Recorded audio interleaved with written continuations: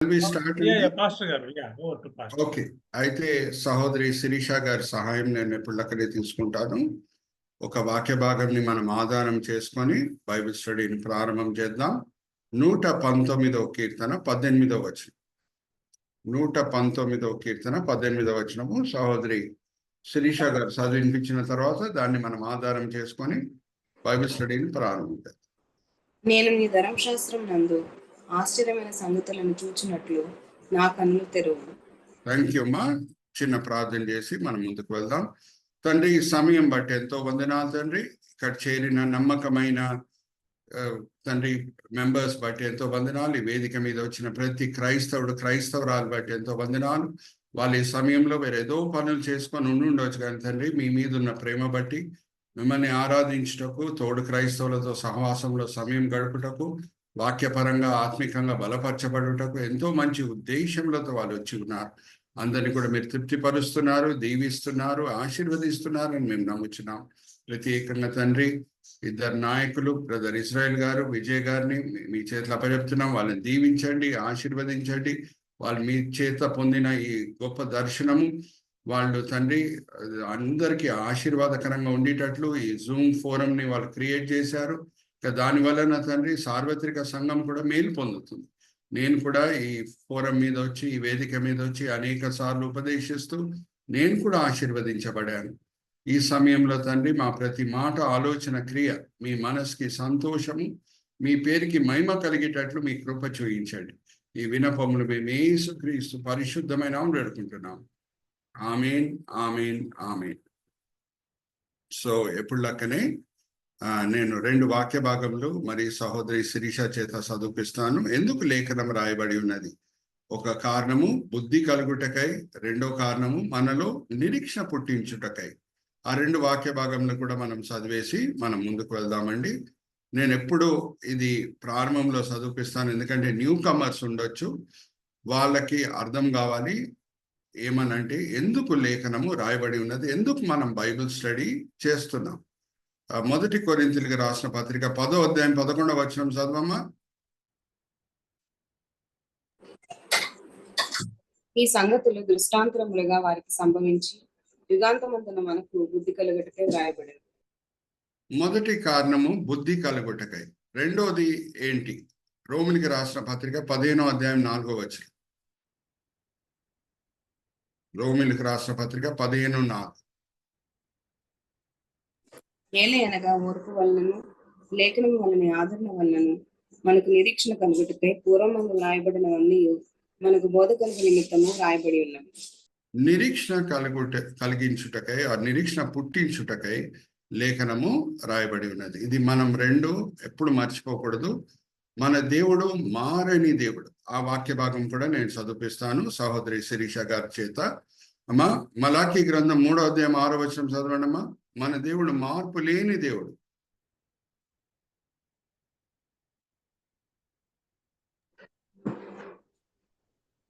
యెహోవానైన నేను మార్పు లేని వాడను కనుక యాకోబు సంతతి వారైన మీరు లయము కాలేదు. థ్యాంక్ యూ అమ్మా. ఒక జ్ఞాపకం పెట్టుకోవాలి, పాత నిబంధనలో 928 అధ్యాయాలు ఉన్నాయి. ఎన్ని ఉన్నాయంటే 928. దాంట్లో 917 అధ్యాయాలు ఇశ్రాయేల్ చరిత్ర గురించే రాయబడి ఉన్నది. మరి చెప్తున్నాను, 928 అధ్యాయాల్లో 917 అధ్యాయాలు ఇజ్రాయెల్ చరిత్ర గురించే రాయబడి ఉన్నది. అయితే ఇజ్రాయెల్ చరిత్రని దృష్టిలో పెట్టుకొని పౌలు భక్తుడు ఈ మాటలు రాస్తున్నాడు. ఇదంతా కూడా ఎందుకు రాయబడి ఉన్నది అంటే బుద్ధి కలుగుటకై. రెండో కారణము నిరీక్షణ పుట్టించుటకై.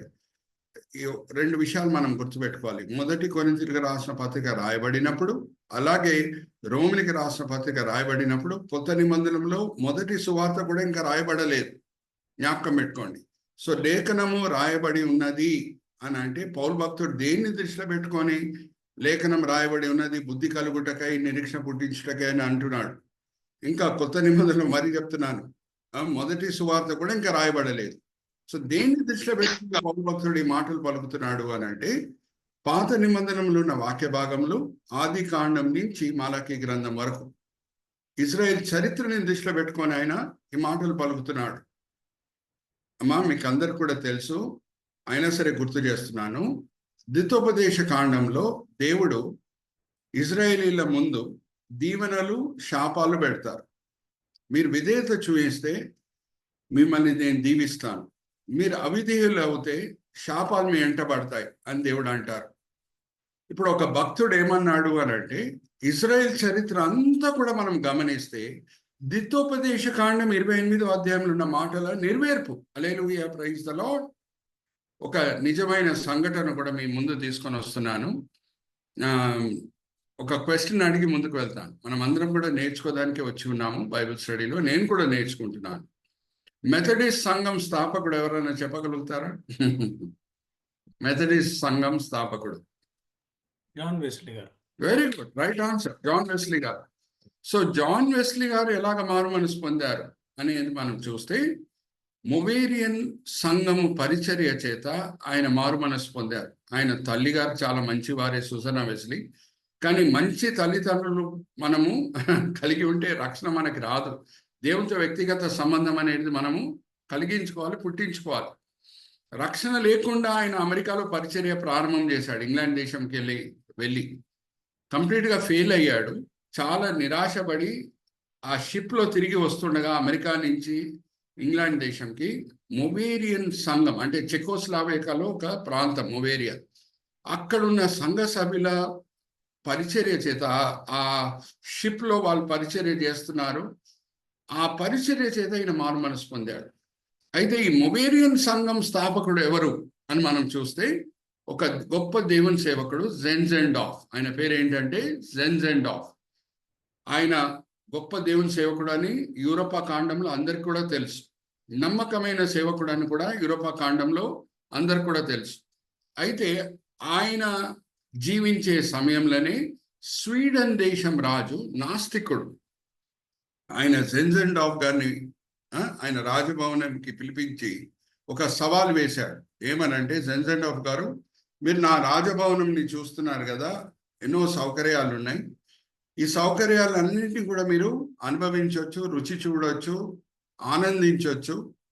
నేను మీకు 10 దినముల సమయం ఇస్తాను. 10 దినముల తర్వాత మీరు రుజువుపరచాలి దేవుడు ఉన్నాడు అని. ఈ సవాలు వినంగానే జెన్జెండాఫ్ గారు నవ్వారంట.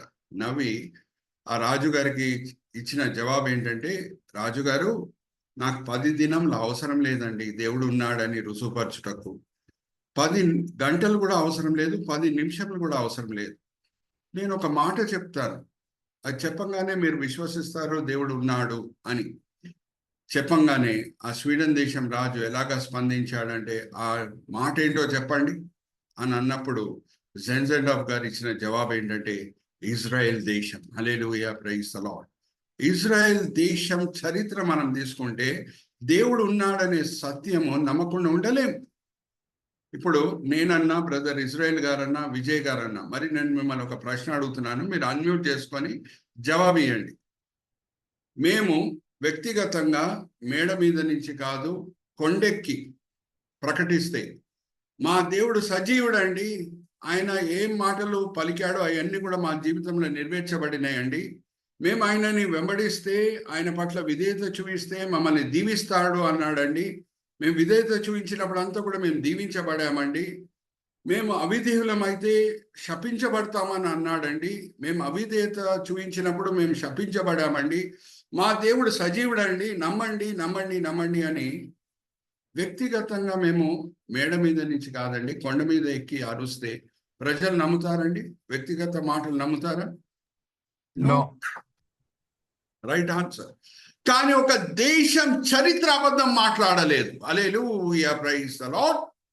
ఒక వ్యక్తి అబద్ధం మాట్లాడగలుగుతాడు. కానీ మరి మిమ్మల్ని ఒక ప్రశ్న అడుగుతున్నాను, దేశం చరిత్ర అబద్ధం మాట్లాడుతుందా? Give me an answer. No. No. జాగ్రత్తగా వినండి.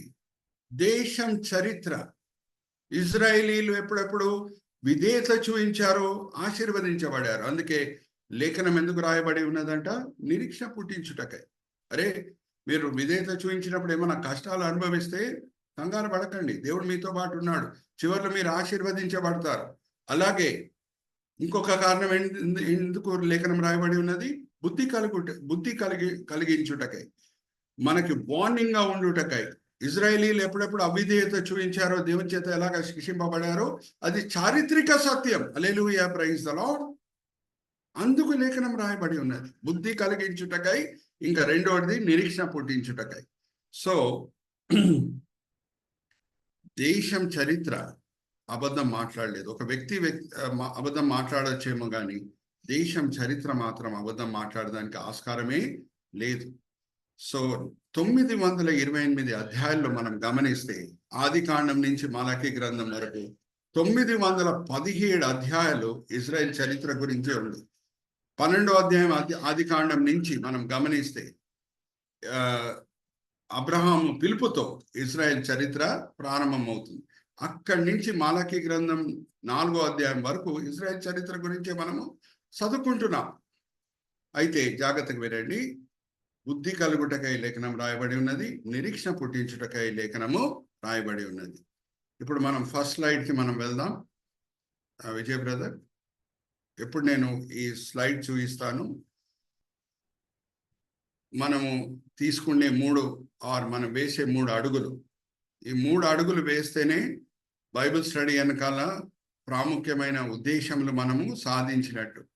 మనము పుస్తకం బై పుస్తకం, అధ్యాయం బై అధ్యాయం, వచనం బై వచనము అబ్జర్వ్ చేస్తాం, ఫోకస్ చేస్తాం.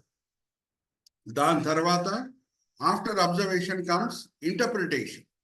ఇంటర్ప్రిటేషన్ అంటే మనం ఫోకస్ చేసిన వాక్య భాగం అర్థం ఏంటి, అది మనం అర్థం చేసుకుంటాం. మూడవది అప్లికేషన్, నేర్చుకున్న పాఠాలని మన క్రైస్తవ జీవితంలో అమలు పరుస్తాం.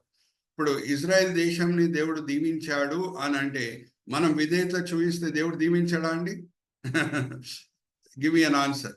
విధేయత చూపిస్తే దేవుడు ఆశీర్వదించాడా? ఖచ్చితంగా ఆశీర్వదిస్తాడు. అలాగే ఇజ్రాయేలీలు అవిధేయత చూపించినప్పుడు ఎలాగ దేవుని చేత శిక్షింపబడారో అలాగే ఈ దినం కూడా దేవుడు మారని దేవుడు మనల్ని శిక్షిస్తాడు, మన మేలు కొరకు శిక్షిస్తాడు, మనల్ని సరిదిద్దుటకు శిక్షిస్తాడు, మరి ఆ తప్పు చేయకుండా ఉండుటకు ఆయన మనల్ని శిక్షిస్తాడు. ఇజ్రాయేలీలు జాగ్రత్తగా వినండి, ఐగుప్తు దాసత్వం నుంచి విమోచించబడారు అని అంటే దాని అర్థం ఏంటి?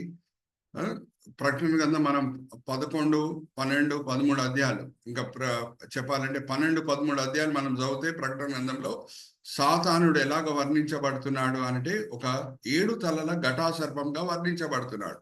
ఆ 7 తలలు దేన్ని సూచిస్తున్నాయి? 7 లోక రాజ్యములని అది సూచిస్తున్నాయి. సమయమనుసారం మనం చూస్తే ఐగుప్తు, దాని తర్వాత అషూర్లు, దాని తర్వాత బాబిలోన్, దాని తర్వాత మాదీయ పార్శికులు, దాని తర్వాత వచ్చింది గ్రీక్ రాజ్యం, 6వ రాజ్యం రోమా రాజ్యం, 7వ రాజ్యము రాబోయే క్రీస్తు విరోధి రాజ్యం.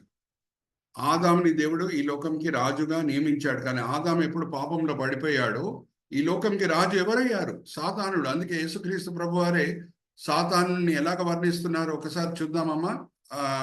యోహాను సువార్త 14వ అధ్యాయం 30, 31 చదవండి అమ్మా. లోక అధికారి వచ్చుచున్నాడు, ఇంగ్లీష్లో prince of this world is approaching మీ అని ప్రభువారు సాతాన్ని వర్ణిస్తున్నారు. ఇకను మీతో విస్తరించి మాట్లాడను, ఈ లోకాధికారి వచ్చుచున్నాడు, నాతో వానికి సంబంధం ఏమీ లేదు. అయినను నేను తండ్రిని ప్రేమించున్నానని లోకము తెలుసుకున్నట్లు తండ్రి నాకు ఆజ్ఞాపించినది నెరవేర్చుటకు నేను ఇలాగ చేయుచున్నాను. లెండి, ఇక్కడ నుండి వెళ్ళదాం. చూడండి, ఇంగ్లీష్ లో కూడా బ్రదర్ కర్సర్ పెట్టి చూపించండి. For the prince of this world is coming. So ఈ లోక రాజ్యంలన్నీ కూడా మనం గమనిస్తే సాతాన్ ప్రతినిధులు. ఇప్పుడు నేను మిమ్మల్ని ఒక ప్రశ్న అడుగుతానండి. ఐగుప్తు రాజ్యం నుంచి, ఐగుప్తు దాసత్వం నుంచి దేవుడు ఇజ్రాయేలీలని స్వతంత్రించాడు ఆర్ విమోచించాడు అని అంటే ఎవరు దాసత్వం నుంచి విమోచించినట్టు? మీరే చెప్పాలి నాకు. ఐగుప్తు దాసత్వం నుంచి ఇజ్రాయేలీలని దేవుడు విమోచించాడంటే ఎవరు దాసత్వం నుంచి విమోచించినట్టు?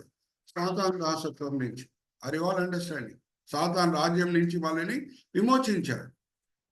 అయితే మరి వాళ్ళకి ఈ లోకంలో ఒక చిన్న పరలోకమే ఇచ్చాడు. కానాన్ దేశం అంటే ఒక చిన్న పరలోకం, పాలు తేను ప్రవహించే దేశం.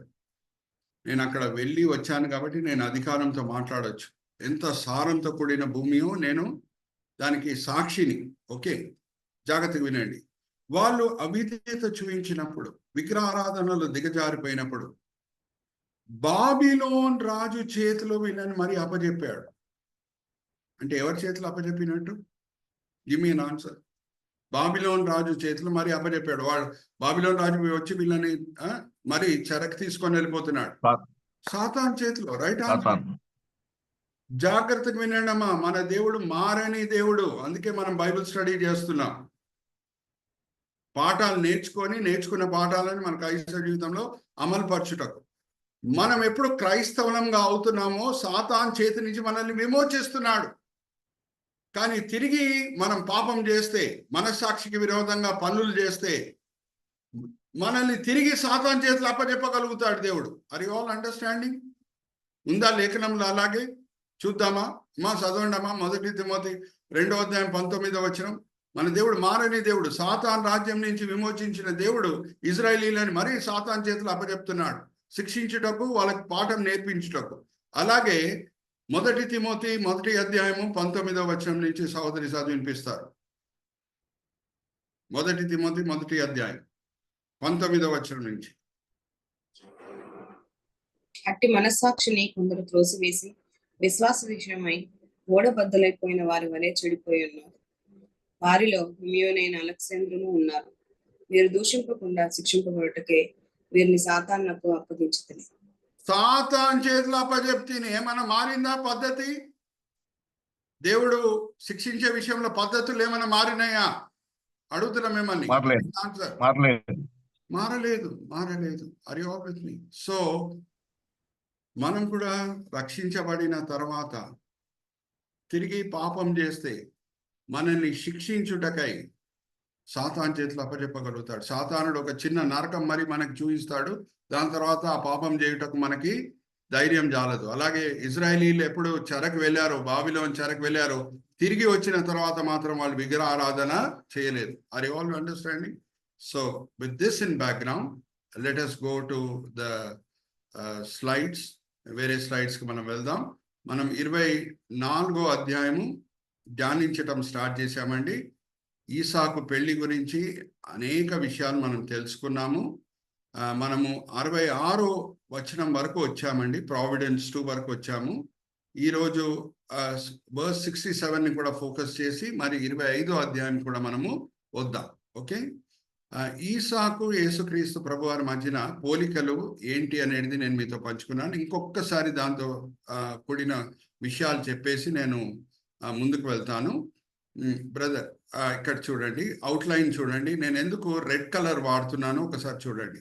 పేవ్ ద వే అంటే మార్గం సరళపరచుట. ఎలియజరు ఆయన హారాన్ దేశంకి వెళ్లే ముందు ఆయన మనసులో ఉన్న భారము, కంగారు, చింత అంతా కూడా అబ్రహాంతో పంచుకుంటున్నాడు. నేను ఇంత దూర ప్రాంతంకి వెళ్తున్నానే, అక్కడ ఒక కన్యక నాతో పాటు మరి ఈ దూర ప్రయాణం చేయటకు సిద్ధంగా ఉంటుందా? తెలియని ప్రజల మధ్యన రావడానికి సిద్ధంగా ఉంటుందా? మరి నేను వెళ్ళే పనిలో విజయం పొందుతానా అనే మనసులో ఉన్న కంగారు అబ్రహాంతో పంచుకున్నప్పుడు అబ్రహాము ఇచ్చిన జవాబు ఏంటంటే, దేవుడు మార్గము సరళపరుస్తాడు. Hallelujah, praise the lord. దేవుడు మార్గము సరళపరుస్తాడు. ఏ విషయంలో? ఈసాకు జీవితంలో, రెబేకా వచ్చే విషయంలో, ఈసాకు జీవితంలో పెళ్లి కుమార్తె వచ్చే విషయంలో దేవుడు మార్గము సరళపరుస్తాడు. Hallelujah, praise the lord. జ్ఞాపకం పెట్టుకోండి. చెప్పాడా అబ్రహాము? చెప్పాడు కదా. 6వ వచనం నుంచి 9వ వచనం ఒక్కసారి చదువుదామమ్మా. 6వ వచనం నుంచి 9వ వచనం, 24వ అధ్యాయం. అబ్రహాము 6వ వచనం. అబ్రహాము అక్కడికి నా కుమారుని తీసుకొని పోకూడదు సుమి. నా తండ్రి ఇంటి నుండి, నేను పుట్టిన దేశం నుండి నన్ను తెచ్చి నాతో మాట్లాడి, నీ సంతానం నాకు ఈ దేశం ఇచ్చుదునని ప్రమాణం చేసి నాతో చెప్పిన పరలోకపు దేవుడగు యెహోవా తన దూతను నీకు ముందుగా పంపును. అక్కడి నుండి నీవు నా కుమారునికి భార్యను తీసుకుని వచ్చేది. అయితే మార్గం సరళపరుస్తాడు అని దేవుడు అన్నారు. ఇప్పుడు let's go to the next slide. Brother. ఇక్కడ చూడండి. యేసుక్రీస్తు ప్రభు వారికి ఈసాకి ఉన్న పోలికలు. Previous slide brother. ఎన్ని పోలికలు మనకు కనిపిస్తున్నాయి? మొదటిగా ఒరిజినేషన్, అంటే జన్మంలో ఈసాకు జన్మం అద్భుతమే. సారమ్మ 90వ సంవత్సరము ఈసాకుని కంటుంది. అప్పటికి స్త్రీ ధర్మం అనేది ఆగిపోయింది ఆమె జీవితంలో. ఈసాకు జన్మం అద్భుతం అంటే యేసుక్రీస్తు ప్రభు జన్మం కూడా అద్భుతమే. సబ్మిషన్, ఈసాకు ఎలాగా తండ్రి చిత్తంకి లోబడాడో, బలిపీఠం మీద పడుకో బాబు అని అంటే పడుకున్నాడు, అలాగే యేసుక్రీస్తు ప్రభు జీవితంలో కూడా మనం గమనిస్తే తండ్రి చిత్తం, పరమ తండ్రి చిత్తంకి ఆయన ఎలాగా ఆయనను లోబర్చుకుంటున్నాడో, ఆయనను ఎలాగా తగ్గించుకుంటున్నాడో మనకు తెలుసు. సిల్వ మోసుకొని వెళ్ళు కల్వరి కొండ మీద అంటే యేసుక్రీస్తు ప్రభు సిల్వ మోసుకొని వెళ్తున్నారు. మూడో పోలిక రిజరక్షన్. ఎలాగా ఈసాకు బలిపీఠం నుంచి సజీవుడై బయటికి వచ్చాడో, అలాగే యేసుక్రీస్తు ప్రభు వారు సమాధి మీద విజయం పొంది బయటికి వస్తున్నారు. ఈసాకు ఆ బలిపీఠం నుంచి బయటికి వచ్చుట, సజీవుడై బయటికి వచ్చుట, దాన్ని పునరుద్ధానంతో లేఖనము పోలుస్తున్నది. ఎక్కడుంది పునరుద్ధానంతో పోల్చినట్టు? ఒకసారి తీయండమా. 11వ అధ్యాయం హీబ్రీయులకు రాసిన పత్రిక 19వ వచనం చదవండి. 11:19 బైబిల్స్ లో అండర్లైన్ చేసుకోండి.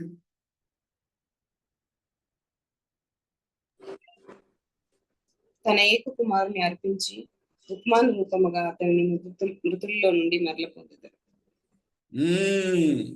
Abraham reasoned that God could raise the dead, and figuratively speaking, he did receive Isaac back from death. ఉపమాన రీతిగా మరణం నుంచి ఆయనను తిరిగి పొందాను. సో రిజరక్షన్ పోలిక కూడా ఉంది ఇద్దరు మధ్యన.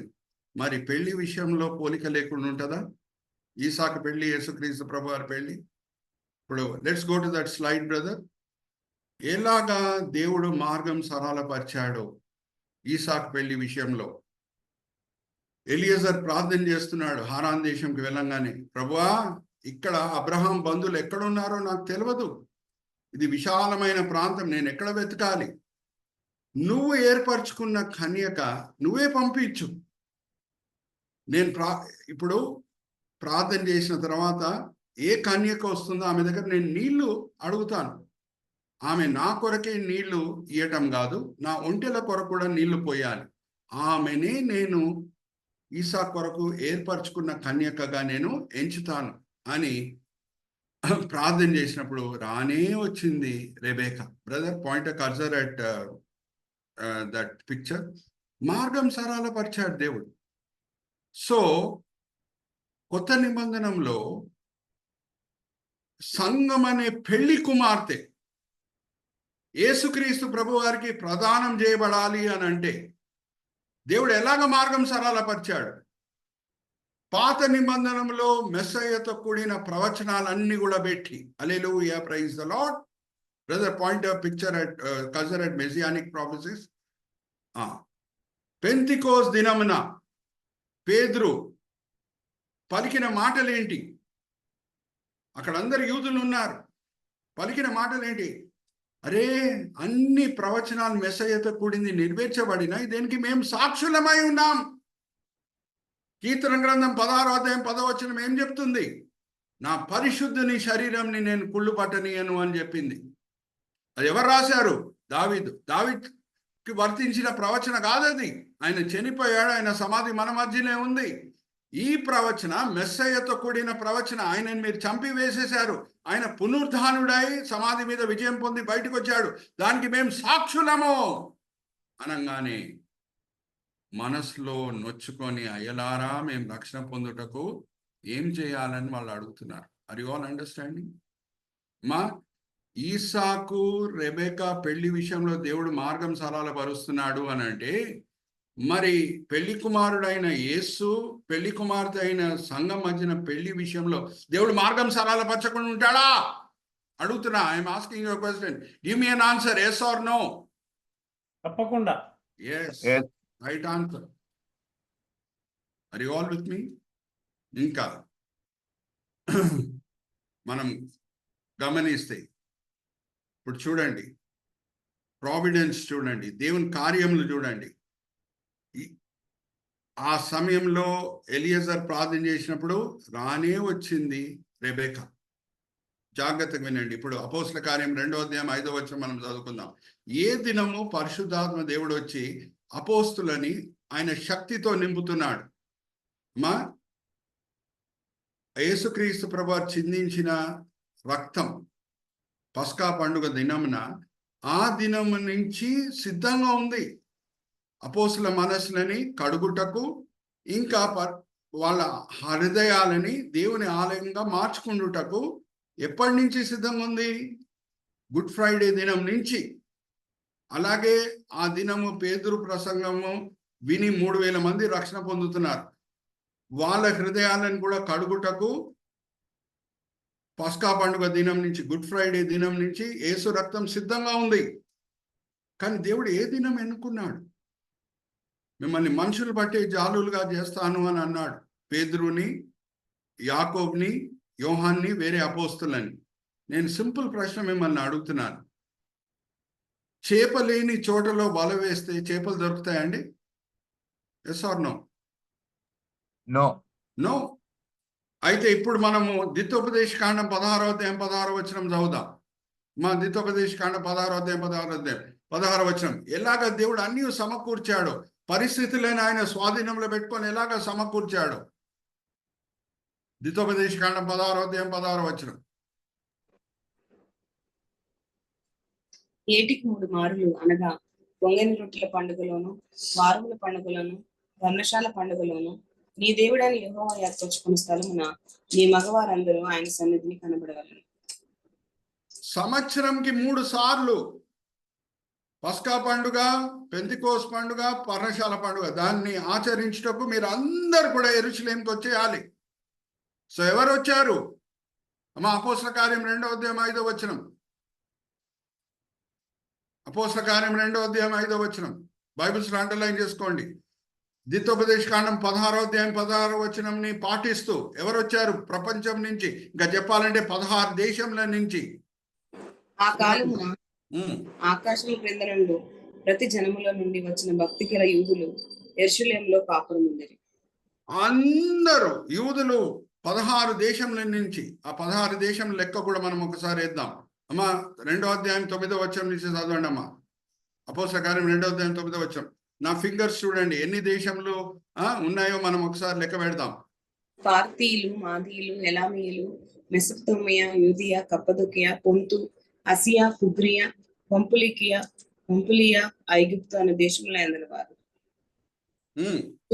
కురేనే దగ్గర లిబియా ప్రాంతమందు కాపురం ఉన్నవారు, రోమా నుండి పరవాసులుగా వచ్చిన వారు, యూదులు, యూదా మత ప్రవిష్టులు, క్రేతీయులు 16 ప్రాంతాల నుంచి వచ్చారు. జాగ్రత్తగా వినండి. దేవుడు ఇజ్రాయేలీలతో చేసిన నిబంధనల శ్రేష్టత ఏంటంటే అది దేశంతో చేసిన నిబంధన. ఎవరితో చేసిన నిబంధన? అది దేశంతో చేసిన నిబంధన. అది జాగ్రత్తగా వినండి. చిన్న దేశమే, తెలంగాణ రాష్ట్రం కంటే చిన్న దేశం. ఆ భూమి దాంటు బీర్షిబా మనం డిస్టెన్స్ లెక్క పెడితే 250 కిలోమీటర్లు మాత్రమే. ఆదిలాబాద్ టు హైదరాబాద్ అంతే. తెలంగాణ రాష్ట్రం కంటే చిన్న దేశం. అందుకే దేశంతో దేవుడు నిబంధన చేస్తున్నాడు.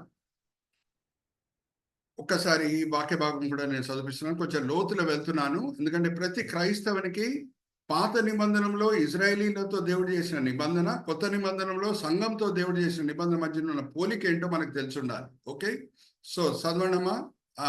1 కొరింథీయులకు రాసిన పత్రిక 10వ అధ్యాయం మొదటి 4 వచనాలు. అందరూ అనే మాట ఎన్నిసార్లు రాయబడి ఉందో నా ఫింగర్స్ చూడండి. ఓకే, సహోదరులారా, ఈ సంగతి మీకు తెలియకుండా నాకు ఇష్టం లేదు. అదేదనగా మా పితరులందరూ మేఘము క్రింద నుండి వారందరూ సముద్రంలో నడిచిపోయేది. అందరూ మోషేను బట్టి మేఘములోను సముద్రంలోను బాప్తిస్మం పొందిరి. అందరూ ఆత్మ సంబంధమైన ఒకే ఆహారమును భుజించిరి. అందరూ ఆత్మ సంబంధమైన ఒకే పానము చేసిరి. ఏలైనగా అందరూ అనే మాట ఎన్నిసార్లు రాయబడిందమ్మా? 5 సార్లు. అంటే దేవుడు ఐగుప్తు దాసత్వం నుంచి ఓన్లీ మోషేని, ఆరోన్ని, మిరియంని మాత్రం విమోచించలేదు. ఫుల్ దేశంని విమోచించి సీనాయి కొండ దగ్గర తీసుకొని వచ్చి ఫుల్ దేశంతో నిబంధన చేస్తున్నాడు. అంటే దాని అర్థం ఏంటంటే ఆ చిన్న దేశంలో ప్రతి ప్రతి యూదుడు దేవునికి లోబడి ఉండాలి. ఎవరన్నా ఒక్కరు లోబడినా సరే, ఎవరన్నా ఒక్కరు పాపం చేసినా సరే దేవుడు దేశంని లెక్కలు అడుగుతాడు. ఇప్పుడు సింపుల్ లాజిక్ నేను వాడుతున్నానండి. మన రాష్ట్రం సీఎం గారు రేవంత్ రెడ్డి గారు తెలంగాణ రాష్ట్రంలో ఉన్న ప్రతి వ్యక్తి ఆయన మాటలు వినాలని కోరుకుంటారు కదండి. ఎస్ ఆర్ నో చెప్పండి. వాళ్ళ మేలు కొరకే ఆయన తీసుకొని వచ్చే ఆజ్ఞలన్నీ కూడా పాటించాలని రేవంత్ రెడ్డి గారు కోరుకోరా? Yes or no? Yes. Yes, right. Yes. So Israel దేశం తెలంగాణ రాష్ట్రం కంటే చిన్నది. ప్రతి వ్యక్తి దేవుని మాటలు వినాలని దేవుని కోరిక. ఎవరైనా వినకుండా ఉంటే దేవుడు దేశం లెక్కలు అడుగుతాడు. ఒక ఉదాహరణ నేను మీ ముందు తీసుకొని వస్తున్నాను. యెహోషువ గ్రంథం 22వ అధ్యాయం 20వ వచనం చదవమ్మా. ఆచానుని దేవుడు మాత్రమే శిక్షించలేదు, ఆచాన్ దొంగలించాడు, దేవుని ఆస్తిని దొంగలించాడు. మొదటి పట్టణం ఎరికో పట్టణం కానాన్ దేశంలో వీళ్ళు స్వాధీనపరుచుకున్నప్పుడు ప్రథమ ఫలం ఎప్పుడు దేవుంది. అక్కడ ఉన్న వెండి బంగారం అంతా కూడా తీసుకొని వచ్చి యాజకులకి ఇవ్వమని దేవుడు అన్నాడు. కానీ ఆచాన్ ఆ వెండి బంగారంని ఆయన దగ్గర దాచిపెట్టుకున్నాడు, ఆయన గుడారంలో దాచిపెట్టుకున్నాడు. అప్పుడు ఏమైందంట? 22వ అధ్యాయం 20వ వచనం చదవండమ్మా. జరహు కుమారుడైన ఆకాను ప్రతిష్ఠితమైన దాని విషయంలో తిరుగుబడినప్పుడు ఇశ్రాయేలు సర్వ సమాజం మీదకి కోపం రాలేదా? తన దోషం వలన ఆ మనుషుడు ఒక్కడే మరణమాయన. సర్వ సమాజం మీదకి వచ్చింది. ఎందుకంటే దేశంతో చేసిన నిబంధన అది. ఇంకొక వాక్య భాగం కూడా నేను చదివిస్తున్నాను. ఎజ్రా గ్రంథం 9వ అధ్యాయం 1-4 వచనాలు చదవండమ్మా. దాని తర్వాత నేను ఒక ప్రశ్న అడుగుతాను. ఎజ్రా చాలా భక్తిపరుడు, యాజకుడు, నీతిమంతుడు. ఆయనకి కబురు వస్తుంది వేరే ఇజ్రాయేలీలు పాపం చేశారని. అప్పుడు ఆయన స్పందన ఎలా ఉండిందో మనం చూద్దాం. 9వ అధ్యాయం 1-4 వచనాలు చదవండమ్మా. ఈ సంగతులు సమాప్తమైన తరువాత పెద్దలు నా ఎదురుకు వచ్చి ఇశ్రాయేలును, యాజకులను, లేవీయులను, కనానీయులను, హిత్తీయులను, పెరిజీయులను, యెబూసీయులను, అమోనీయులను, మోయాబీయులను, ఐగుప్తీయులను, అమోరీయులను అను దేశపు జనములలో నుండి తమను తాము వేరుపరచుకొనక వారు చేయు అసహ్యకరమైన కార్యములను తామే చేయొచ్చు, వారి కుమార్తెలను పెళ్లి చేసుకొనొచ్చు, తమ కుమారులకు తీసుకొని వచ్చుచు పరిశుద్ధ సంతతిగా ఉండవలసిన తాము ఆ దేశపు జనులతో కలుసుకుని వారేది. ఈ అపరాధములో వారిలో పెద్దలను, అధికారులను నిజముగా ముఖ్యులై ఉండునని చెప్పింది.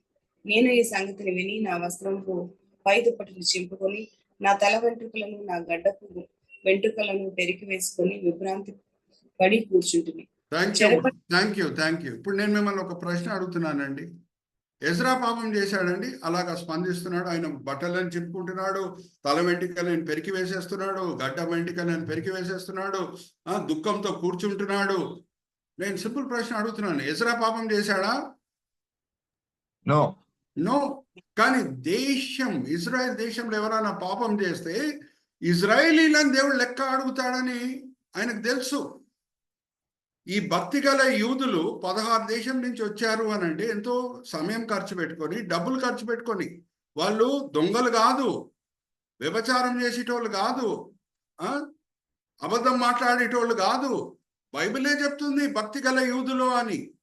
మరి వాళ్ళు పశ్చాత్తాపం పొంది పేదరు దగ్గర వచ్చి మనసుని హృదయంలో నొచ్చుకొని అయ్యలారా ఇప్పుడు మేము ఏం చేయాలని ఎందుకు అడుగుతున్నారు?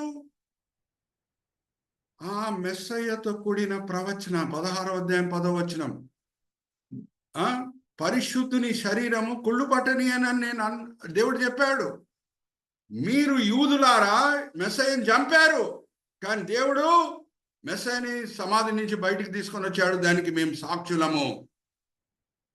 బహుశా ఈ భక్తి గల యూదులు ఆ పాపం చేయలేదు కావచ్చు, కానీ వేరే యూదులు చేసినా సరే దేవుడు వీళ్ళని కూడా లెక్క అడుగుతాడనే భయము వాళ్ళలో ఆ స్పందన పుట్టించింది. హల్లెలూయా, ప్రైజ్ ది లార్డ్. తీయండి ఇప్పుడు అపోస్తల కార్యం 2వ అధ్యాయం 36వ వచనం. పేతురు చివరి క్లైమాక్స్ పంచ్ లైన్ ఏంటి? ఆ పంచ్ లైన్ వలన ఈ రెస్పాన్స్ వస్తుంది. అపోస్తల కార్యం ఇక్కడ చూడండి, పేతురు ప్రసంగించే పిక్చర్ కూడా విజయ బ్రదర్ మనకు చూపిస్తున్నారు. చూడండి 2వ అధ్యాయం 36వ వచనం, అపోస్తల కార్యం. మీరు సిలువ వేసిన యేసునే దేవుడు ప్రభువుగాను క్రీస్తుగాను నియమించారు. ఇది ఇశ్రాయేలు వంశం అంతయు రూఢిగా తెలుసుకునవలెనని చెప్పాను. Therefore, let all Israel be assured of this. Brother, all మీద కర్సర్ పెట్టండి. God has made this Jesus whom you crucified. నేను మిమ్మల్ని అడుగుతున్నా, వ్యక్తిగతంగా ఈ భక్తి గల యూదులు యేసును సిలువ వేశారా? ఇవేన్ ఆన్సర్ నో. వీళ్ళు వేశారా అండి? No. నో. కానీ దేశంతో నిబంధన దేవుడు కుదిరించుకున్నాడు కాబట్టి therefore let all Israel be assured of this. God has made this Jesus whom you crucified. వీళ్ళు వేసి ఉండకుండా ఉండొచ్చు, కానీ నిబంధన దేశంతో పాటు దేవుడు చేశాడు కాబట్టి వీళ్ళు కూడా దానికి లెక్కలు ఇచ్చుకోవాలి.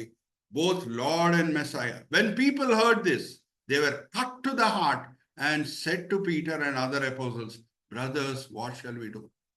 అయ్యలారా ఇప్పుడు ఏం చేయాలి? ఇప్పుడు సింపుల్ ప్రశ్న నేను అడుగుతున్నాను మిమ్మల్ని.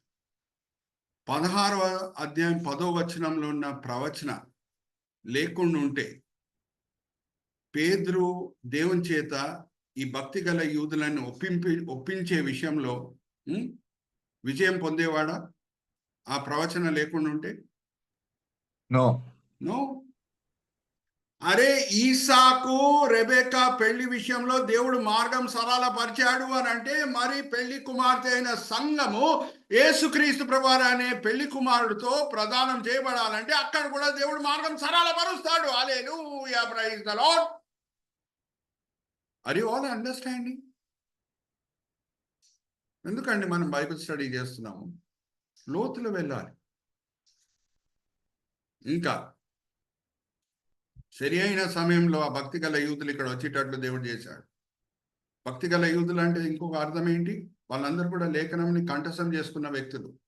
మనం క్రైస్తవంగా లేఖనం చదువుతాం. యూదులు ఒక విషయంలో కాలర్లు ఎగరేసుకుంటారు, మేము కంఠస్థం చేస్తామండి. అన్నీ తెలుసు వాళ్ళకి. సో ఈ ప్రవచనాన్ని తీసుకొని పేతురు ప్రసంగించినప్పుడు, బ్రదర్ ఆ కర్సర్ పెట్టి చూపించండి. పేతురు పెంతెకోస్తు దినంన భక్తి గల యూదుల మధ్య నించొని ప్రసంగం చేస్తున్నాడు చూడండి.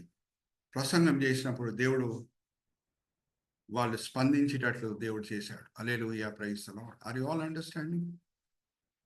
సో భక్తి గల యూదుల మనసుని ఒప్పింపజేయటం విషయంలో మార్గం సరళపరుస్తున్నారు. వాళ్ళు అక్కడ వచ్చేటట్లు దేవుని చిత్తమై ఉన్నది. పరిశుద్ధాత్మ దేవుడు పెంతెకోస్తు దినమున ఎలాగ అపోస్తుల మీద దిగి వచ్చాడో, సింపుల్ ప్రశ్న నేను అడుగుతున్నాను. పెంతెకోస్తు పండుగ కంటే ముందు 10 దినముల ముందు అపోస్తుల మీద దిగి వచ్చి ఉంటే ఈ 3000 మంది రక్షణ పొందేవారా? చేపలే లేవు. వలలు వేస్తే చేపలు లేవు కదా పట్టుకుంటుట. కానీ పెంతెకోస్తు పండుగ దినంన యూదులు ఎక్కడున్నా సరే యెరూషలేంకి వచ్చేయాలి. ఎన్నో చేపలు ఉన్నాయి. మనుషులు పట్టే చేపల నేనేం జాలుగా నేను మిమ్మల్ని చేస్తాననే ప్రవచన నెరవేర్చబడుతుంది. Hallelujah, praise the Lord. Are you all understanding? ఈ మాటలన్నీ నేను ఎందుకు మీతో పంచుకుంటున్నానంటే, మన దేవుడు సింహాసనం ఆసీనుడై ఉన్నాడు. అన్నీ ఆయన స్వాధీనంలో ఉంది. అన్నీ ఆయన స్వాధీనంలో ఉన్నప్పుడు మీ జీవితంలో ఏమైనా కష్టాలు నష్టాలు వస్తే దిగులు పడకండి. Are you understanding? అన్ని దేవుని చేతిలో ఉందా లేదా? అన్ని ఆయన స్వాధీనంలో ఉందా లేదా? ఎందుకండి బైబిల్ స్టడీ అప్లికేషన్ పార్ట్కి వస్తేనే బైబిల్ స్టడీ వెనకాలన్న ఉద్దేశం మనం సాధించినట్టు. ఈ గొప్ప దేవుడు ఏది అన్ని ఆయన స్వాధీనంలో పెట్టుకొని ఉన్నాడో ఆ సర్వశక్తి దేవుడు మన వైపు ఉండగా దేన్ని బట్టి మనం చింతించాలి? ఒకసారి తీయండి అమ్మా శిరీష గారు. రోమిలికి రాసిన పత్రిక 8వ అధ్యాయం 31వ వచనం. 8వ అధ్యాయం 31వ వచనం. రోమిలికి రాసిన పత్రిక. ఇట్లుండగా ఏమందును? దేవుడు మన పక్షంగా ఉండగా మనకు విరోధి ఎవడు? దేవుడు మన పక్షంగా ఉండగా మనకు విరోధి ఎవరు? ఇప్పుడు సింపుల్ ఒక ప్రశ్న అడుగుతాను. ఎలియజర్ జీవితంలో, దాని తర్వాత ఏమైందో ఎలియజర్ జీవితంలో మనకు తెలియదు, కానీ ఆయన జీవితంలో వేరే ఏమన్నా కష్టాలు వచ్చినప్పుడు ఆయన దిగులు పడాడా? దిగులు పడి ఉండొచ్చా? Give me an answer. No. ఈ గొప్ప అద్భుతం చూసిన తర్వాత దేవుడు ఎలాగ మార్గం సరళపరిచాడు, అన్ని ఆయన స్వాధీనంలో పెట్టుకొని రెబెక్కాని సరి అయిన టైంలో బావి దగ్గర పంపించాడు, ఎలాగా పెళ్లి విషయంలో దేవుని చెయ్యి ఉండిందో ఆ సర్వశక్తి దేవుడు అనే విషయం ఆయన మనసులో ఎప్పుడు నాటబడిందో, ఎలియజర్ జీవితంలో మరి ఎప్పుడన్నా కష్టాలు వచ్చి ఉంటే దిగులు పడేవాడు వాడు కాదు. No. Are you all understand? So ఆ దేవుడే మన దేవుడు, ఆ అబ్రహాం దేవుడే మన దేవుడు, ఆ ఇసాక్ దేవుడే మన దేవుడు, ఆ యాకోబ్ దేవుడే మన దేవుడు. ఆ దేవుడు మారని దేవుడు. Hallelujah, praise the Lord. Are you all understanding? So ఇప్పుడు మనము నెక్స్ట్ స్లైడ్కి వెళ్దాము. బ్రదర్ విజయ్ గారు, మనం 25వ అధ్యాయంతో కూడిన అవుట్లైన్ ఒకసారి చూద్దాము. ఇది ఒక్కటి మనం చూడాలండి. ఇది చాలా ముఖ్యమైనది. చివరి వచనమే కానీ చాలా ముఖ్యమైన వచనము. 67వ వచనం చదవమ్మా శిరీష.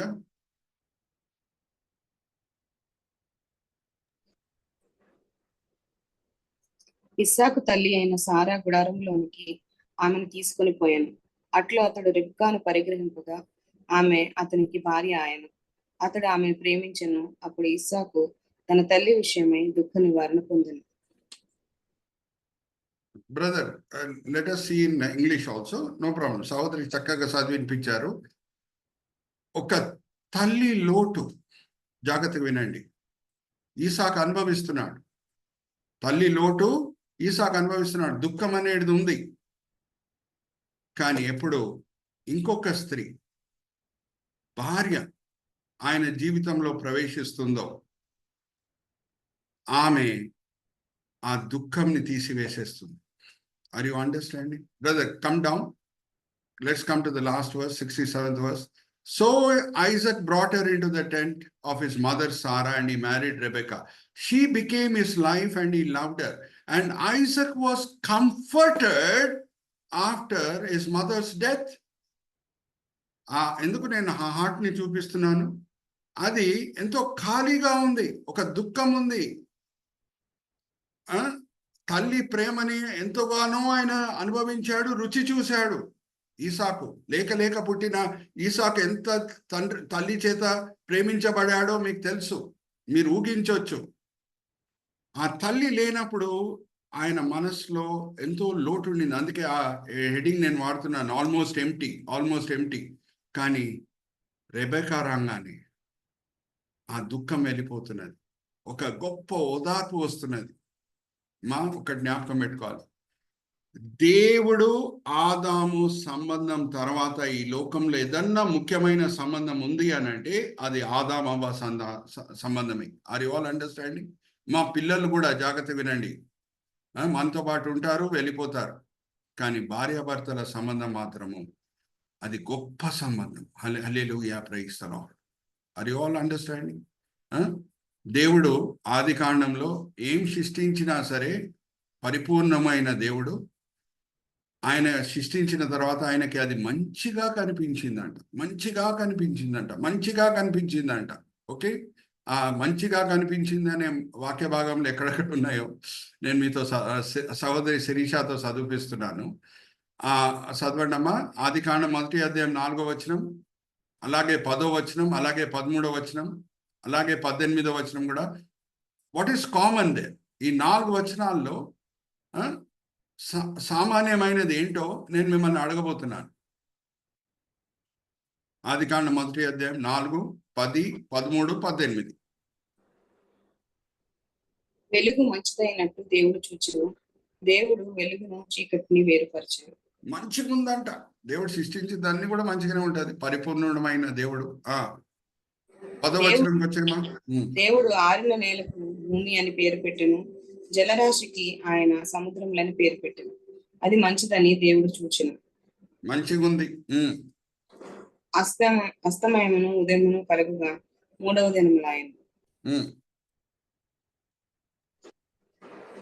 18వ వచనంకి వచ్చేమా. 12వ వచనం 12. భూమి గడ్డిని తమ జాతి ప్రకారము విత్తనము ఇచ్చి చెట్లను తమ జాతి ప్రకారము తమలో విత్తనములు గల ఫలవృక్షములను మొలిపింపగా అది మంచిదని దేవుడు చూచెను. మంచిగా ఉంది, చాలా మంచిగా ఉంది. 18వ వచనంకి వచ్చేమా. పగటిని రాత్రిని ఏలుటకు వెలుగును 17 చదవమ్మా. భూమి మీద వెలుగిచుటకును పగటిని రాత్రిని ఏలుటకును వెలుగును చీకటిని వేరుపరచుటకును దేవుడు ఆకాశ విశాల ముందు వాటిని ఉంచెను. అది మంచిదని దేవుడు చూచెను. మీకు ఏం కనిపించింది? What is common in all this 4 versus? మీరే అన్మ్యూట్ చేసుకొని నాకు జవాబు ఇవ్వాలి. మంచిది. మంచిది, మంచిది. లేఖనంలో ఎక్కడన్నా మొదటిసారి మంచిగా లేదు అనే మాట రాయబడి ఉన్నది అని అంటే ఆదాము ఒంటరిగా ఉండుట దేవునికి మంచిగా అనిపించలేదంట. హల్లెలూయా, ప్రైజ్ ది లార్డ్. ఉందా అలాగే? చూద్దాం. మా 2వ అధ్యాయం 18వ వచనం చదవమ్మా. ఆదికాండం 2వ అధ్యాయం 18వ వచనం. మరియు దేవుడైన యెహోవా నరుడు ఒంటరిగా ఉండటం మంచిది కాదు, వానికి సాటి అయిన హల్లెలూయా, ప్రైజ్ ది దాని కొరకు లార్డ్. లేదు. సో ఆదాం పరిపూర్ణుడుగా ఎప్పుడవుతున్నాడు? అవ్వమ్మ ఆయన జీవితంలో వచ్చిన తర్వాత. ఈసాక్ పరిపూర్ణుడిగా ఎప్పుడవుతున్నాడు? రెబెకా ఆయన జీవితంలో వచ్చిన తర్వాత. Are you all understanding? So అప్పటి వరకు అన్నీ మంచిగుంది అనే దేవుడు మొదటిసారి ఏది మంచిగా లేదు అని భావిస్తున్నాడు? ఆదాం ఒంటరిగా ఉండుట. అయితే యాక్చువల్గా ఆది కాండంలో మనం చూస్తే 2 అధ్యాయాల్లో పెళ్లి గురించి రాయబడి ఉంది. నేను కొంచెం లోతులు వెళ్తున్నాను బైబిల్లో, జాగ్రత్త వినండి. What is the difference between prose and poem? ఇంగ్లీష్లో కూడా మీరు చదువు ఉండొచ్చు. ప్రోజ్ అని ఉంటుంది, అలాగే పోయం అని ఉంటుంది. Prose comes from the mind, poetry comes from the heart. Are you understanding? Prose comes from the mind, poetry comes from the heart. మొదటి కవిత్వం బైబిల్లో ఓకే ఎక్కడ రాయబడి ఉన్నది అని అంటే మొదటి అధ్యాయం ఆదికాండం 27వ వచనం. ఒకసారి చదవండమ్మా. పోయిటరీ అంటే ఏంటి? What is the meaning of the word poetry? There has to be a rhythm in the description. ఒక రిథమ్ ఉంటే దాన్నే పోయిటరీ అని అంటారు. సింపుల్. మన కిండర్ గార్డెన్ పోయిటరీ నేను మీకు గుర్తు చేస్తున్నాను. ఆ పోయిటరీ చెప్పగానే మీరు నాకు చెప్పాలి దాంట్లో ఏం కనిపించింది మీకు అని. Twinkle twinkle little star, how I wonder what you are, up above the sky so high, like a diamond in the sky. ఏం కనిపించిందండి దాంట్లో? చెప్పండి. టైమింగ్. ఒక రిథమ్, ఒక ఆర్డర్. ఇప్పుడు 27, 28 చదవమ్మా. 27వ వచనం ఫస్ట్ పోయిటరీ. దేవుడు తన స్వరూపం నందు నరుని సృజించను, దేవుని స్వరూపం నందు వాణ్ణి సృజించను, స్త్రీని గాను పురుషుని గాను వాణ్ణి సృజించను. Hallelujah, praise the Lord. చూడండి. So God created mankind in his own image. In the image of God he created them. Male and female he created them. Look at the poetry there. Okay? మా ఏదన్నా బైబిల్లో 2 సార్లు రాయబడి ఉన్నది అని అంటే అది చాలా ముఖ్యమైనది. ఓకే, జాగ్రత్త వినండి. పెళ్లి గురించి ఆదికాండం 1వ అధ్యాయం, ఆదికాండం 2వ అధ్యాయంలో కూడా ఉంది. ఇజ్రాయెల్ రాజుల గురించి 1వ రాజుల గ్రంథం, 2వ రాజుల గ్రంథం, 1వ దినవృత్తాంతం, 2వ దినవృత్తాంతంలో కూడా ఉంది. ఇప్పుడు నేను మిమ్మల్ని అడుగుతున్నాను, యేసు గురించి ఎన్నిసార్లు రాయబడి ఉన్నాయి? ఎన్ని సువార్తలు ఉన్నాయి? చెప్పండి. మీరే చెప్పాలి నాకు. ఎన్ని సువార్తలు ఉన్నాయి? 4. ఏదన్నా ముఖ్యమైనది ఉంటే దేవుడు ఒక్కసారి కంట ఇంకొకసారి రాపిస్తాడు. హల్లెలూయా, ప్రైజ్ ద లార్డ్. సో 2 సార్లు పెళ్లి గురించి రాపించాడంటే పెళ్లి ఎంత ముఖ్యమైనదో దేవుని దృష్టిలో మనం అర్థం చేసుకోవాలి. ఇంకా అప్పటి వరకు అన్నీ మంచిగుంది. ఆదాం అవ్వ పెళ్లి అవ్వగానే దేవుని దృష్టిలో పరిస్థితులు ఎలాగున్నాయంట? జస్ట్ మంచిగానే ఉందా, లేకపోతే వేరే రకంగా లేఖనం వర్ణిస్తున్నదా? చివరి వచనం చదివేమా, 1వ అధ్యాయం ఆదికాండం. దేవుడు తాను చేసినది యావత్తును చూచినప్పుడు అది చాలా మంచిగా ఉండేది. అస్తమయమును ఉదయమును కలపగా 6వ దినమాయెను. అమ్మా, చాలా మంచిగా ఉండేది. అప్పటి వరకు మంచిగానే ఉండేది. ఇక్కడ చూడండి, ఇంగ్లీష్లో కూడా బ్రదర్ విజయ్ గారు కన్సర్ పెట్టి చూపిస్తారు. God saw all that he had made and it was very good. You can see the difference between good and very good. Are you understanding? మా జస్ట్ ఒక్క వచనమే మా 67వ వచనము ఆదికాండం 24వ అధ్యాయంలో. కానీ పెళ్లి ప్రాముఖ్యతను అది తేటగా చూపిస్తున్నది. పెళ్లి ప్రాముఖ్యత ఏంటో చాలా తేటగా అది చూపిస్తున్నది. Are you all understanding? So ఇప్పుడు ఇది మనం దృష్టిలో పెట్టుకొని 25వ అధ్యాయానికి వెళ్దాము. సారమ్మ చనిపోయిన తర్వాత అబ్రహాం పాపం ఎలాగున్నట్టు, దుఃఖించేటట్టేనా లేకపోతే సంతోషంగా ఉన్నట్ట? సాటి అయిన సహకారి లేరు అబ్రహాంకి. దుఃఖించేటట్ట లేకపోతే సంతోషంగా ఉన్నట్లా? మీరే చెప్పాలి నాకు. ఇంత చెప్పాను నేను పెళ్లి గురించి. సారమ్మ చనిపోయిన తర్వాత అబ్రహాం పరిస్థితి ఏంటి? దుఃఖించాడు.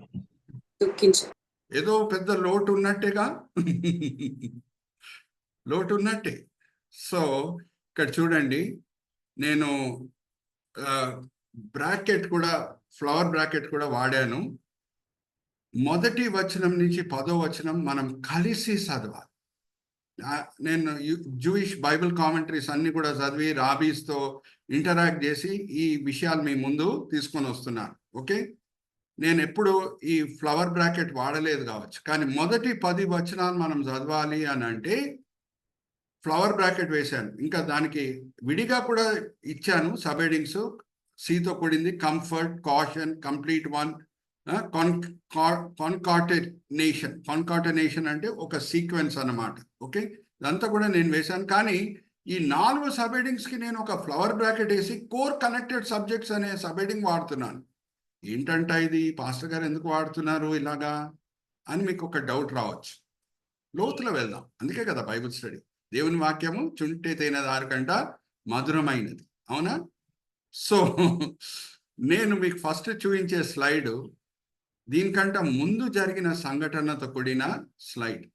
అది మనం అర్థం చేసుకుంటేనే ఈ 10 వచనాలు మనం సులభంగా అర్థం చేసుకోవచ్చు. Are you all with me? With that in background, let's go to the next slide. ముందు జరిగిన సంఘటన, నేను ఆ పిక్చర్ ఇప్పుడు మన విజయ్ బ్రదర్ చూపిస్తారు. Brother, let's go to the next slide. Left side పిక్చర్లో ఎవరో ఒకరు ఇంకో ఎవరినో ఎక్కిరిస్తున్నారండి. ఏమంట అది? ఎవరెవరిని ఎక్కిరిస్తున్నారు? మీరే అన్మ్యూట్ చేసుకొని నాకు చెప్పాలి, ఎందుకంటే నేను మరీ చెప్పను. ఆల్రెడీ ఇది కవర్ చేశాం మనం. Ismail, Isaac. Very good, right answer. ఎందుకు ఎక్కిరించాడు కూడా నేను మీతో పంచుకున్నాను, మరీ గుర్తు చేస్తున్నాను. జాగ్రత్తగా వినండి. ఇష్మాయిలు సున్నతి పొందినప్పుడు ఆయన వయసు 13. ఈసాకు సున్నతి పొందినప్పుడు జస్ట్ 8 దినములు మాత్రమే. ఓకే, సో 13 సంవత్సరంల వయసున్న అబ్బాయికి నొప్పి అనేది తెలుసుంటుందా, లేకపోతే 8 దినముల వయసున్న అబ్బాయికి నొప్పి అనేది తెలుసుంటుందా? మీరే చెప్పాలి నాకు. చెప్పండి, ఎవరికి నొప్పి అనేది తెలుసుంటుంది? 13 సంవత్సరంల వయసున్న అబ్బాయికా, 8 దినముల వయసున్న అబ్బాయికా సున్నతి పొందినప్పుడు? 13 సంవత్సరాలు. 13 సంవత్సరం, రైట్ ఆన్సర్. సో ఆయన గేలీ చేశాడనే ఉంది, కానీ బైబిల్లో మనం జూయిష్ బైబిల్ కామెంటరీస్ చదివితే టార్గమ్, టాల్మడ్, మిద్రాష్, ఈ 3 జ్ఞాపకం పెట్టుకోండి. నేను జూయిష్ బైబిల్ కామెంటేటర్స్ ఆర్ రాబీస్తో ఎప్పుడు టచ్లోనే ఉంటాను నేను. ఓకే, మనం కూడా ప్రేమపూర్వకంగా వాళ్ళతో ప్రవర్తిస్తే వాళ్ళు కూడా ప్రేమపూర్వకంగా స్పందిస్తారు. ఓకే, సో అక్కడ మనం చదివితే నిజం బయటకు వస్తుంది.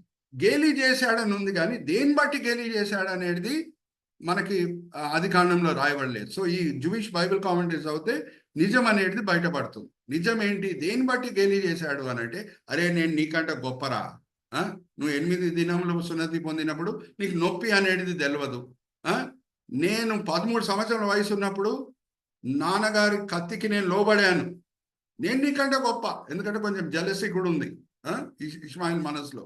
చిన్నోడు పుట్టిన తర్వాత తల్లిదండ్రులు ఎక్కువగా చిన్నోడిని ప్రేమిస్తున్నారనే జెలసీ ఉంది. ప్లస్ ఏదో ఒక మంచి కారణం ఆయన చేతిలో ఉండాలి గేలి చేయటం. సో ఏ కారణం ని వాడాడు అని అంటే, నీకంటే నేను గొప్పరా, నన్ను అప్పజెప్పుకున్నాను, తండ్రి కత్తికి అప్పజెప్పుకున్నాను, నువ్వు 8 దినంలో అప్పజెప్పుకున్నావు, నీకు తెలియదు కూడా తండ్రి కత్తి వాడుతున్నాడని. నేను గొప్పనా, నువ్వు గొప్పనా? అయితే ఏమైంది దాని తర్వాత మనకు తెలుసు. సారమ్మ చూసి హాగార్ని ఇష్మాయిల్ని పంపివేసేయండి అని అబ్రహాంకి చెప్పుట అదంతా కూడా మనము 21వ అధ్యాయంలో చదివాము. హాగార్ అయితే నిర్దోషి, దాంట్లో హాగార్ది తప్పనేది లేదు. ఇష్మాయిల్ని తీసుకొని వెళ్ళినప్పుడు దేవుడు ఎలాగ మరి అక్కడ అద్భుతం చేశాడో, వాళ్ళకి ఎలాగా నీళ్ళు ఇచ్చాడో, ఎలాగా ఆ నీళ్ళు ఇప్పుడు వరకు ఉందో అదంతా కూడా నేను మీతో పంచుకున్నాను. There was a spring of water which is there even today. Okay, ఎలాగ అద్భుత రీతిగా దేవుడు కాపాడాడు, రక్షించాడు, అదంతా కూడా నేను మీతో పంచుకున్నాను. అయితే మిమ్మల్ని ఒక ప్రశ్న అడుగుతున్నాను. అబ్రహాంకి నచ్చిందా ఇష్మాయిల్ని పంపివేయుట, ఆర్ దుఃఖించాడా? ఆల్రెడీ మనం 21వ అధ్యాయం చదివామండి. I'm just testing your memory. చెప్పాలి, మీరే చెప్పాలి. దుఃఖించాడు. ఎందుకంటే ఆయన కూడా, ఇష్మాయిల్ కూడా ఆయన కొడుకే, ఉద్యాపంలో పుట్టిన కొడుకే. సో ఇప్పుడు జూయిష్ బైబిల్ కామెంటరీ నుంచి మీకు తీసుకొని వచ్చే సత్యాలు ఏమనంటే, అబ్రహాం మనసు కొట్టుకునే ఉంటున్నది. కొన్ని సంవత్సరాలు గడిచిన తర్వాత ఇష్మాయిల్ని చూడాలని. అయితే సారమ్మ దగ్గర పర్మిషన్ తీసుకున్నాడు. నేను వెళ్ళి ఇష్మాయిల్ని చూసేసి వస్తాను, ప్లీజ్ నాకు పర్మిషన్ అన్నప్పుడు సారమ్మ ఒక కండిషన్ మీద పర్మిషన్ ఇచ్చింది. ఏమన్నట్టు, నీ ఒంటె మీద వెళ్తున్నావు కదా, నీ కొడుకుని చూడు, కానీ ఒంటె నుంచి దిగొద్దు. అతుకోవాలంటే అక్కడే అతుకో. మరి ఆయన నిన్ను గుడారంకి తీసుకొని పోతాడు, భోజనం పెడతాడు, మరి నువ్వు తిరిగి రావు. ఒక్క కండిషన్ మీద నేను పంపిస్తాను. ఏమనంటే, నువ్వు ఒంటె నుంచి దిగకూడదు. సో వెళ్ళాడు అబ్రహాం. ఏ గుడారంలో ఇష్మాయిల్ ఉండేవాడో ఆ గుడారంలో ఆ దినం లేడు, వేటకు వెళ్ళాడు. ఆయన భార్య అయిన ఫాతిమా ఉంది. అందుకే ముస్లిమ్స్ ఎప్పుడు ఫాతిమా అనే పేరు చాలా వాడుతూ ఉంటారు. ఇష్మాయిల్ భార్య పేరు ఫాతిమా. ఈ ఫాతిమా ఉండింది. అయితే ఆ వెంటనే మామగారిని గుర్తించింది, ఇంటికి రామనింది, కానీ ఆయన ఒంటె నుంచి దిగట్లేదు. సరేమా, నేను వచ్చాను అని చెప్పావు అని వెళ్ళిపోయాడు. ఇష్మాయిల్ వచ్చాడు వేట నుంచి. వచ్చిన తర్వాత నాన్నగారు వచ్చారనే కబురు ఫాతిమా చెప్పిన తర్వాత ఆయన ఆపుకోలేకపోయాడు, పరిగెత్తాడు. మరి ఎక్కడ అబ్రహాం ఉన్నాడో, అబ్రహాం ఎక్కడ ఉన్నాడు అక్కడ వెళ్ళాడు. నాన్నగారిని మీట్ అవుటకు, హగ్ చేసుకుంటుటకు మరి ఇసాక్ కనిపించాడు. కనిపించినప్పుడు మరీ గేలీ చేశాడు. 8 దినముల వయసు ఉన్నప్పుడు గేలీ చేసినప్పుడు ఇసాక్కి ఏంటో తెలియదు, కానీ ఇప్పుడు ఆయనకు తెలుసు. ఈయన గేలీ చేసేటప్పుడు, రే నువ్వు 8 దినములప్పుడు సున్నతి పొందినవురా, నీకేం నొప్పి అనేది తెలియదు. నేను 13 సంవత్సరాల వయసు ఉన్నప్పుడు సున్నతి పొందిన, నన్ను సమర్పించుకున్న నా తండ్రి చేతిలో ఉన్న కత్తికి నేనే గొప్పరా నీకంట అని అప్పుడు కూడా గేలీ చేశాడు. కానీ ఇప్పుడు ఈసాక్కి మైండ్ అనేది మెచ్యూర్ అయి ఉంది. ఏమన్నాడంటే, అన్నా నువ్వు గొప్పోనివి, నేను ఆర్గ్యూ చేయను, నువ్వు గొప్పోనివి, కానీ దేవుని చిత్తం అయితే నా శరీరంని తండ్రి కత్తికి అప్పచెప్పుకుంటాను. శరీరంలో ఉన్న ఒక భాగం కాదు, నా ఫుల్ శరీరంని తండ్రి కత్తికి నేను అప్పచెప్పుకుంటాను అనగానే ఇష్మాయిల్ అక్కడి నుంచి వెళ్ళిపోయాడు. మనకందరికీ తెలుసు, 22వ అధ్యాయం మనం దాటి వచ్చాము. 37 సంవత్సరముల వయసు ఉన్న ఈసాకు, బలమైన ఈసాకు, తండ్రిని ఎదిరించుటకు శక్తి ఉన్న ఈసాకు శరీరంలో ఉన్న ఒక్క భాగం కాదు, ఫుల్ శరీరంని తండ్రి చేతికి, తండ్రి కత్తికి అప్పచెప్పుకున్నాడు. హల్లెలూయా, ప్రైజ్ ద లార్డ్. అప్పుడు ఏమైంది? జూయిష్ బైబిల్ కామెంటరీస్ మనం చదివితే, ఇష్మాయిల్కి ఎప్పుడు ఈ కబురు తెలిసిందో పరిగెత్తి వచ్చాడు, హత్తుకున్నాడు ఈసాకు. తమ్ముడా, నువ్వేరా గొప్ప అన్నాడు. Hallelujah, praise the Lord. Those who are humble will be exalted. ఎవరు వాళ్ళని తగ్గించుకుంటారో వాళ్ళు హెచ్చింపబడతారు. ప్రభువారు చెప్పారా? మత్తయి సువార్త 23వ అధ్యాయం 12వ వచనం. అదే మాటలు నెరవేర్చబడుతున్నాయి ఇక్కడ. మొదట్లో ఇష్మాయిల్ చాలా గర్విష్టి, ఆయన తగ్గించబడాడు. ఈసాకు ఆయనను తగ్గించుకున్నాడు, ఆయన హెచ్చింపబడాడు. చదవమా 23వ అధ్యాయం 12వ వచనం, మత్తయి సువార్త.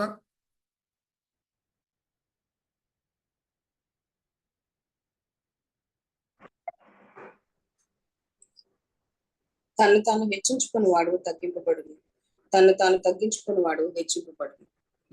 Thank you so much. Okay, ఇప్పుడు అన్న తమ్ముళ్ళ మధ్యన సంబంధము మరి చక్కగా ఉంది. ఎందుకంటే ఇష్మాయిలు తగ్గించుకున్నాడు. ఈసాకు ఎంత గొప్ప అని అర్థం చేసుకున్నాడు. ఈసాకు మనసు అయితే ఎప్పటి నుంచో యథార్థమైన మనసు, అన్నయ్య పట్ల ప్రేమ చూపిస్తున్నాడు. మనకందరికీ తెలుసు, ఆ పరీక్ష పాస్ అయిన తర్వాత అబ్రహాము మొరియా కొండ నుంచి దిగి వచ్చి బీర్షిబాకు వచ్చినప్పుడు బీర్షిబాలోనే ఆయన కబురు వస్తుంది. ఏమనంటే సారమ్మ చనిపోయినట్టు. మనకందరికి కూడా తెలుసు. అదంతా మనం దాటి వచ్చేసి ఇప్పుడు ఈ జాగ్రత్తగా వినండి. ఈ మొదటి వచనం మనం చదివిన తర్వాత నేను I'm going to ask you ఒక క్వశ్చన్. చదవమ్మా 25వ అధ్యాయం మొదటి వచనం. 25వ అధ్యాయం ఆదికాండం మొదటి వచనం. అబ్రహాము మరలా ఒక స్త్రీని వివాహం చేసుకుని ఆమె పేరు Keturah. Thank you ma'am, thank you ma'am. Abraham నీతిమంతుడా వేషధారిగా? ఇదేంటి పాస్టర్ గారు ఇలాగ అడుగుతున్నారు క్వశ్చన్ అని మీరు ఆశ్చర్యపడకండి. Straight away I'm asking question. ఆయన వేషధారియా నీతిమంతుడా? చెప్పండి. నీతిమంతుడు. నీతిమంతుడు. ఎందుకు ఈసాక్ కొరకు దూర ప్రాంతంకి ఆయన దాసుడైన ఎలియజర్ని పంపిస్తున్నాడు? కానానీల దేశంలో, కానాన్ దేశంలో వేరే కన్యకలు లేరా? అయ్యో, వాళ్ళని పెళ్లి చేపిస్తే, వాళ్ళతో నా కొడుకునికి పెళ్లి చేపిస్తే ఏమైపోతుంది? వాళ్ళు తప్పుదారిలో తీసుకొని వెళ్తారు నా కుమారుణ్ణి. వాళ్ళు కూడా విగ్రహారాధన చేపించేస్తారు ఈసాకుని. నేను రాజీ పడను. నేను నా దాసుడైన ఎలియజర్ని దూర ప్రాంతంకి పంపిస్తాను. ఎక్కడ నా సహోదరుడైన నాహోరు ఉన్నాడో ఆ నాహోరు నాతో పాటి మెసొపోటేమియా దేశంలో విగ్రహారాధన అంతా కూడా విడిచిపెట్టి వచ్చాడు. వాళ్ళ కుటుంబంలో విగ్రహారాధన అనే చెడ్డలవాటు లేదు. నేను అక్కడి నుంచే నా కొడుకు నా కోడల్ని ఏర్పరచుకుంటాను. కానానీల మధ్యన అందరు విగ్రహారాధికులే, అక్కడి నుంచి ఒక్క కన్యకని కూడా నేను ఎన్నుకోను అని చెప్పిన అబ్రహాము కానానీయురాలైన కెతూరాని పెళ్లి చేసుకుంటాడమా? అడుగుతున్నా సూటిగా. నేను జూయిష్ బైబిల్ కామెంటరీ చదివాను కాబట్టి నేను కొంచెం మాటలు ఆడవచ్చు మీతో. చెప్పండి, మరి వేషధారణ కాదా ఇది? కానానీయురాలైన కెతూరాని పెళ్లి చేసుకుంటే అక్కడ రాజీ పడలేదు కదా. ఈసాక్ విషయంలో రాజీ పడాడమ్మా? రాజీ పడలేదు కదా. కానానీయుల నుంచి ఎన్నుకోలేదు కదా కోడల్ని. మరి ఇక్కడ రాజీ పడుతున్నాడా అబ్రహాము? పడవచ్చా? పడగలుగుతాడా? చెప్పండి, ఎస్ ఆర్ నో. నీతిమంతుడు కదా. పడకూడదు. నీతిమంతుడైన అబ్రహాం నీతిమంతుడే. అందరు హల్లెలూయా చెప్పండి. ఎక్కడున్నారో అక్కడ హల్లెలూయా చెప్పండి. జాగ్రత్త వినండి. ఇప్పుడు అన్నయ్య తమ్ముడు మధ్యన సంబంధము చాలా బాగుంది. అబ్రహాము జీవితంలో లోటు అనేది ఈసాకు చూశాడు, ఇష్మాయిల్ చూశాడు. ఈసాకు ఎత్తుక్కొని హాగార్ దగ్గర వెళ్ళాడు. Hallelujah, praise the Lord. Keturah ఎవరు కాదు, she is Hagar. Hallelujah, praise the Lord. Are you all understanding? Keturah అంటే హీబ్రీ భాషలో అర్థం ఏంటి? ఆ సుగంధంని పోగొట్టుకోకుండా ప్రయాసంతో కాపాడుకున్న స్త్రీ పేరే Keturah. Hallelujah, praise the lord. హాగారు నిర్దోషి, అబ్రహాముతో సహకరించింది. ఆయన అలవాట్లన్నీ కూడా తెలుసు. ఎటువంటి భయభక్తి కలిగి ఉన్నాడో హాగార్కి తెలుసు. చిన్న వయసులోనే దూరం అయిపోయింది, కానీ ఇంకొక పెళ్లి చేసుకోలేదు. ఆమె పవిత్రతని అలాగే ఆమె కాపాడుకున్నది. ఈసాకి వెళ్తున్నాడు అన్నయ్య దగ్గర. మనకిద్దరికి తెలుసు అబ్రహాము మనసులో లోటు అనేది ఉంది. తీసుకొచ్చేద్దాం, హాగార్ని తీసుకొని వెళ్దాం నాన్నగారి దగ్గర. హాగారు ఆమె అబ్రహాము మనసుని బాగా తెలుసుకున్న వ్యక్తి, దేవుని ప్రేమని రుచి చూసిన వ్యక్తి, దేవుని నమ్మకత్వాన్ని రుచి చూసిన హాగారు అబ్రహాంని విగ్రహారాధన వైపు నడిపిస్తుందా? నడిపించడానికి ఆస్కారమే లేదు. అటువంటి స్త్రీతోనే అబ్రహాం పెళ్లి చేసుకుంటున్నాడు. Are you all understanding? Keturah Jewish Bible commentaries లో మనం చదివితే she is none other than Hagar. ఒకసారి ఆలోచించండి, హాగార్ సంతోషం ఎలాగుండి ఉంటుందో ఆ దినం. దూరం అయిపోయింది కదా భక్తిగల అబ్రహాం నుంచి. మరి దేవుడు ఆమెను అదే గుడారం లోపల, అబ్రహాం గుడారం లోపల తీసుకొని వచ్చినప్పుడు ఆమె మనసులో ఉన్న సంతోషం ఏంటో ఊహించండి. ఎంత కృతజ్ఞతాస్తుతులు దేవునికి చెల్లించుండొచ్చు. Hallelujah, praise the Lord. Are you all understanding? అందుకే నేను ఫ్లవర్ బ్రాకెట్ వేసి ఇది మీకు చూపిస్తున్నాను. ఎందుకంటే ఫుల్ బ్యాక్గ్రౌండ్ మనకు అర్థమైతేనే ఈ సంఘటన మనకు అర్థమవుతుంది. ఆర్ యు ఆల్ విత్ మీ? వచ్చే వారము ఇంకా ఆశ్చర్యమైన సంగతులు దేవుడు మన కన్నులను విప్పి బయలుపరిచినట్టు ప్రార్థన పూర్వకంగా మనము కనపెడదాం. ఓకే, ఈరోజు కొంచెం టైం క్రాస్ అయిపోయింది, 9 o'clock. అయినా సరే ఇది చాలా రుచికరమైన అంశం కాబట్టి నేను టైం ఎక్కువ తీసుకున్నాను. దేవుని వాక్యం చుంటేదైన దారి కంటే మధురమైనది. రాత్రంతా కూడా నేను బోధించవచ్చు, మీకు బోరు కొట్టదు, నాకు బోరు కొట్టదు. కానీ మీకు పనులు ఉన్నాయి, నాకు కూడా పనులు ఉన్నాయి. ఓకే, సో నేను ఇక్కడ ముగిస్తున్నాను. చిన్న ప్రార్థన చేసి ఇజ్రాయెల్ బ్రదర్కి నేను మరి ఫ్లోర్ అప్పచెప్తాను. తండ్రి, ఈ సమయం బట్టి ఎంతో వందనాలు. ఈ వేదిక మీద వచ్చిన ప్రతి వ్యక్తి బట్టి ఎంతో వందనాలు తండ్రి. ఈ దినము 21 మంది ఉన్నారు. వాళ్ళు ఈ సమయంలో వేరేదో పనులు చేసుకొని ఉండొచ్చు, కానీ మేము దేవుని సన్నిధిలో ఆనందించాలి, వాక్యపరంగా ఆత్మికంగా బలపరచబడాలి అని ఎంతో మంచి ఉద్దేశంలతో వాళ్ళు వచ్చి ఉన్నారు. అందరినీ కూడా మీరు తృప్తిపరచున్నారు, దీవించున్నారు, ఆశీర్వదించున్నారు అని మేము నమ్ముచున్నాం. నిష్ప్రయోజకమైన మీ దీన దాసుని నించోబెట్టి ఈ సమయంలో మీ మహిమార్థమై వాడుకున్నారు తండ్రి. దాన్ని బట్టి నేను మిమ్మల్ని స్తుతిస్తున్నాను. ఈ దినం, ఈ వేళ, ఈ పూట మీరు మాకు నేర్పించిన పాఠంలో మేము వినే వాళ్ళంగానే కాకుండా అమలుపరిచే వాళ్ళంగా మమ్మల్ని అందరినీ సరిదిద్దండి. ఈ వినపములు మేము యేసుక్రీస్తు పరిశుద్ధమైన నామములో వేడుకుంటున్నాం. ఆమేన్, ఆమేన్, ఆమేన్.